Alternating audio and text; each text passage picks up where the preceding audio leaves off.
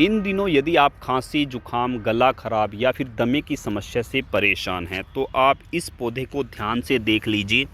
इसे कहा जाता है दुग्धी का पौधा या फिर इसे कहा जाता है अस्थमा प्लांट। यह प्लांट यदि आप उखाड़कर इसके पत्तियां, इसकी टहनियाँ, इसके फूल को पानी में डालकर अच्छे से उबाल लें। 1 कप पानी जब आधा रह जाए तो इस काढ़े का आपको सेवन करना है। इससे आपकी खांसी, जुकाम, गला खराब होने की समस्या ठीक हो जाएगी। यदि जिनको दमे की समस्या है तो उनकी दमे की समस्या में भी आराम मिलेगा। 1 कप सुबह और 1 कप शाम को आपको इसका काढ़ा पीना है।